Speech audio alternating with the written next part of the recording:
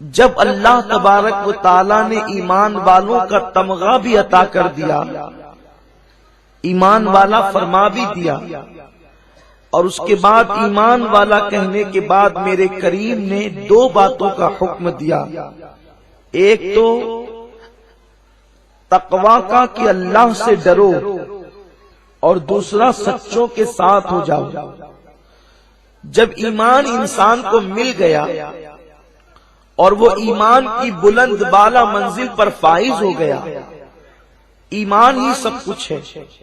اس لیے کہ جب ایمان مل جائے تو پھر بندے کو بڑی خوش نصیبی مل جاتی ہے، اس کا مقدر اوج پر ہو جاتا ہے۔ تو اللہ نے بندے کو ایمان کی دولت عطا کی اور اس کے بعد پھر تقوی کا حکم دیا، لیکن تقوی کے بعد میرے کریم نے پھر ایک اور بات کا حکم دیا کہ سچوں کے ساتھ ہو جاؤ، یعنی اس کی تفسیر یہ ہے کہ اللہ کے ولیوں کے ساتھ ہو جاؤ، صالحین کے ساتھ ہو جاؤ۔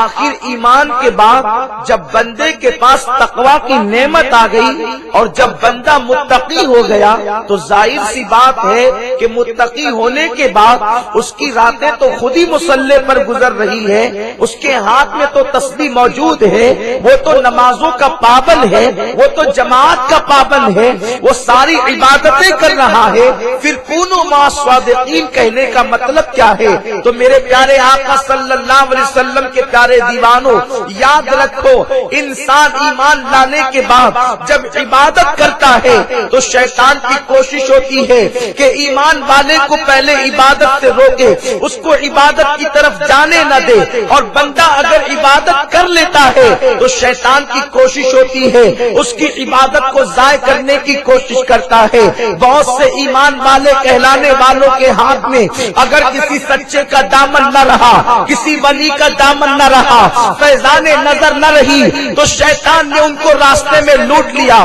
اس لیے کہ شیطان نے کہا تھا مولا تو مجھے مہلت دے، میں صراط مستقیم پر بیٹھوں گا۔ اس نے یہ نہیں کہا تھا کہ میں دوسرے راستے پر جو گمراہی کے دلدل کی طرف جاتے ہیں وہاں بیٹھوں گا، بلکہ اس نے یہ کہا تھا میں صراط مستقیم پر بیٹھوں گا اور تیرے بندوں کو بہکانے کی کوشش کروں گا۔ تو یاد رکھیں ایمان کے بعد جب نیک عمل بندہ کرتا ہے تو شیطان اس کو گمراہ کرنے کی کوشش کرتا ہے، اور وہ بھی صراط مستقیم پر بیٹھ کر گمراہ کرنے کی کوشش کرتا ہے۔ اسی لیے میرے کریم نے فرمایا ایمان لانے کے بعد تقوی اختیار کرو، لیکن وہ بندے جو اللہ سے واصل ہو چکے ہیں، جن کا رشتہ اللہ سے جڑ چکا ہے، جو رب کا قرب پا چکے ہیں، جو اس کی ولایت کی منزلیں طے کر چکے ہیں، ان کے دامن کو پکڑ لو، تاکہ شیطان اگر تمہارے ایمان کو ختم کرنا چاہے، تمہاری عبادت کا خاتمہ کرنا چاہے، تو اللہ والوں کے دامن کی برکت سے تمہارے ایمان کی حفاظت ہو سکے،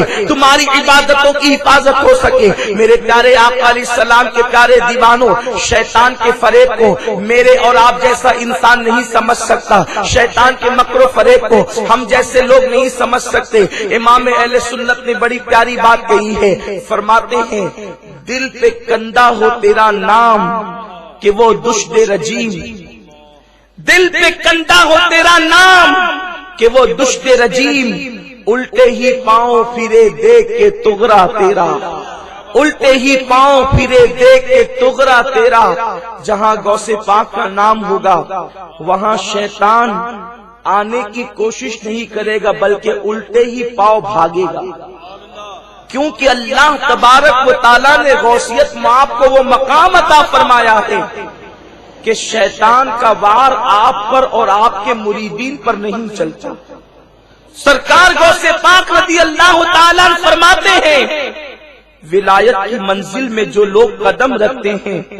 بہتوں کو شیطان نے ورگلایا، بہتوں کو شیطان نے بہکایا اور منزل سے ان کو اچک لیا۔ کبھی کبھی تو اللہ اکبر ولایت کی منزل پر پہنچنے کے قریب تھے اور شیطان نے ان کا ایمان تک اچک لیا۔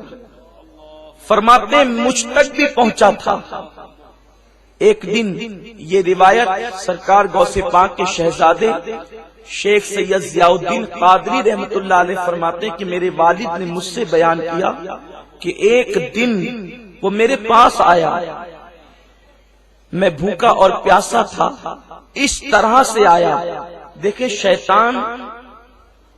جو بندہ جیسا ہوتا ہے اس کے پاس ویسے ہی بن کر جاتا ہے، اور شیطان کو اللہ تعالیٰ نے اتنا اختیار عطا کیا ہے کہ شیطان صرف اور صرف اللہ کے رسول صلی اللہ علیہ وسلم کی صورت نہیں بنا سکتا، باقی وہ جس کی صورت چاہے اختیار کر سکتا ہے۔ وہ مولوی بھی بن کر آ سکتا ہے، ڈاکٹر بھی بن کر آ سکتا ہے، مفتی بھی بن کر آ سکتا ہے، اسلامی اسکالر بھی بن کر آ سکتا ہے، کسی شکل میں آ سکتا ہے۔ آپ حدیث کو اٹھا کر کے پڑھیں، وہ ہر شکل بنا سکتا ہے، حضور کی شکل نہیں بنا سکتا۔ تو اب پہچانے کیسے کہ یہ شیطان ہے کہ انسان ہے؟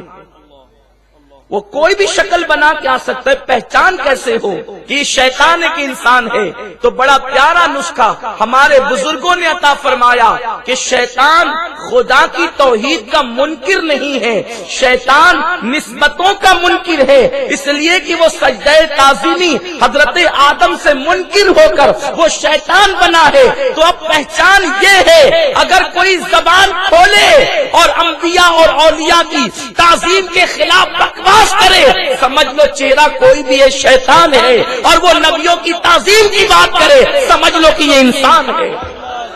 میرے پیارے آقا صلی اللہ علیہ وسلم کے پیارے دیوانوں، تو آیا شیطان،